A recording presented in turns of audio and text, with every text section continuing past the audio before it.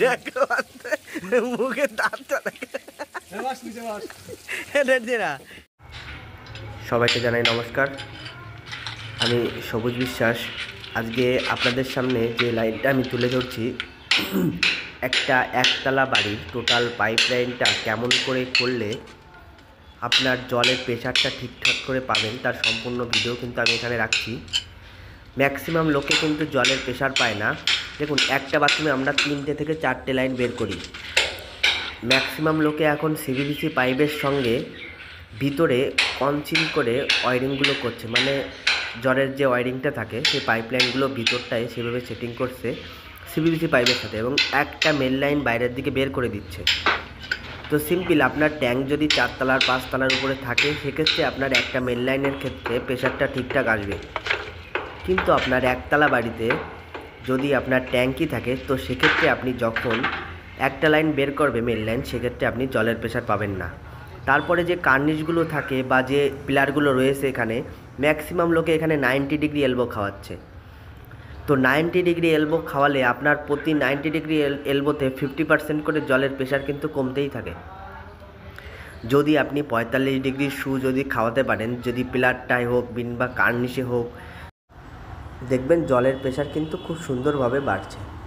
তো এরকম যদি পাইপলাইন আপনারা করতে পারেন 45 ডিগ্রি এলবো, কিংবা আপনার যদি হিট প্যান্টের সাহায্যে যে পিলারগুলো থাকে বা কার্নিশগুলো থাকে সেগুলো যদি করতে পারেন, দেখবেন আপনার জলের প্রেশার বাথরুমে কিন্তু খুব জোরে আপনার স্পিডে জলটা বালতিটা ভরবে। আর কলের উপর কিন্তু ডিপেন্ড করে যে আপনার কেমন জলটা বেরোবে। 3-4 এনআরের বিগ কক যদি আপনারা ইউজ করতে পারেন তাহলে জলের প্রেশার কিন্তু আরও বাড়বে।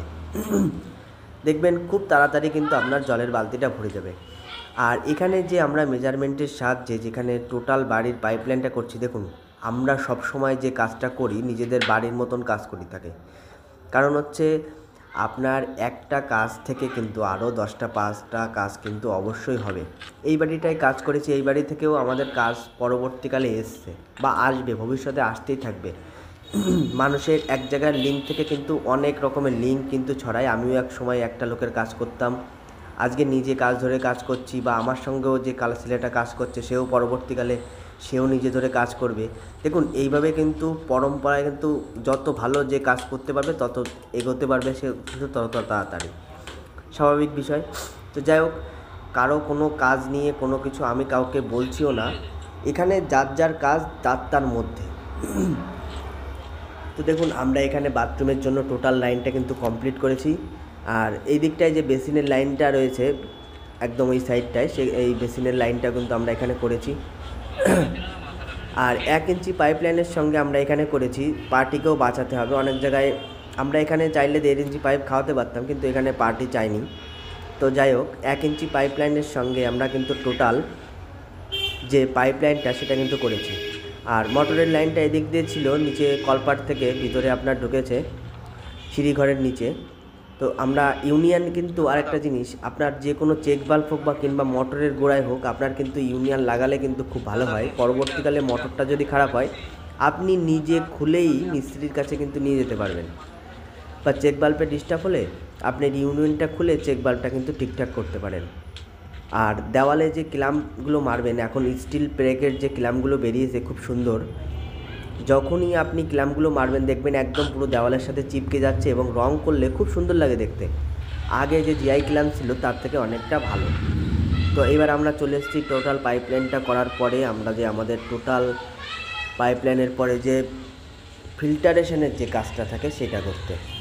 আমাদের এই দিকে লোকালে যেটা হয়ে থাকে ম্যাক্সিমাম বাড়িতে, পাইপলাইন হচ্ছে মানে ফিল্টার হবে। সমস্ত মিস্ত্রি ফিল্টারের কাজ করে, এক এক মিস্ত্রির ফিল্টারের কাজ এক এক রকমের ধরন। আমি একরকমভাবে করি, অন্য আরেকজন আরেক রকম। সিস্টেম কিন্তু একই, বালি পাথর কাঠকয়লা 3টে জিনিসের সাহায্যেই কিন্তু আপনার ফিল্টারটা হবে। কেউ ফিল্টার কম খাওয়ায়, কেউ ফিল্টার বেশি খাওয়ায়। আমি গোটা একটা 6.5 ফুটের ফিল্টার একটা ট্যাঙ্কির ভিতরে কিন্তু ক্রসটির সাহায্যে ভিতরটায় সেটিং করি।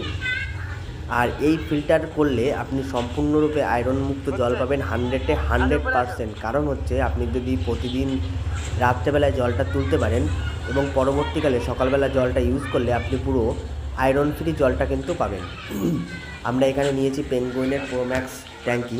এই ট্যাঙ্কিটাও কিন্তু খুবই ভালো, খুব কম রেটের মধ্যে, এবং এত সুন্দর একটা প্লাস্টিকের ট্যাঙ্ক বেরিয়েছে, খুব ভালো মাপের একটা ট্যাঙ্কি। এবং জল কিন্তু আপনার 4 লিটারের ট্যাঙ্কি, জল কিন্তু কোনো রকমভাবে গরম হবে না গরমকালে। 42 ডিগ্রি সেন্টিগ্রেড পর্যন্ত কিন্তু আপনার এই জলটা টেম্পারেচারটা, মানে মোটরের টেম্পারেচারটা ভিতরে কিন্তু ধরে রাখবে। আর যে ঢাকনাটা বের করেছে সেটাও কিন্তু খুব সুন্দর। তো পোষণ কিন্তু ট্যাঙ্কির ভিতরে ঢুকে পরিষ্কার করছে, আপনারা আগেই দেখেছেন পোষণকে। পোষণ খুব ভালো ছেলে, কাজ করে। যাই হোক, একটু সমস্যা আছে, কিন্তু সে ছেলেটা খুবই ভালো, এবং ও কিন্তু ট্যাঙ্কের ভিতরে পরিষ্কার করছে। আমরা কিন্তু খুব এনজয় করছিলাম ওকে নিয়ে, খুব মজা মজা করে কাজ করছিলাম। দেখুন হাঁচিটা দেখলেই কিন্তু বোঝা যায় যে ছেলেটা কতটা সৎ। ওর কিন্তু টাইমের একটা বিশাল জ্ঞান আছে। ওকে যদি বলি ভাই তুই 9টার সময় আসবি, তো ও কিন্তু ঠিক 9টার সময় চলে আসে।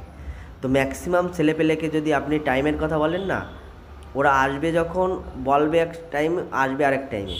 তো পোষণ সেই দিক দিয়ে অনেক ভালো, কাজও ভালো করে, ইলেকট্রিকের কাজ সব জানা আছে।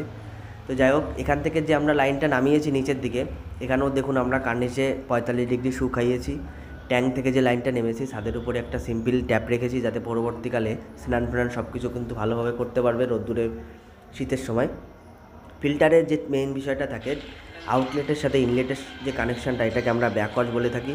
তো এই ব্যাকওয়াশটাকে কিন্তু আপনার করতেই হবে, ফিল্টার করলে ব্যাকওয়াশ মাস্ট।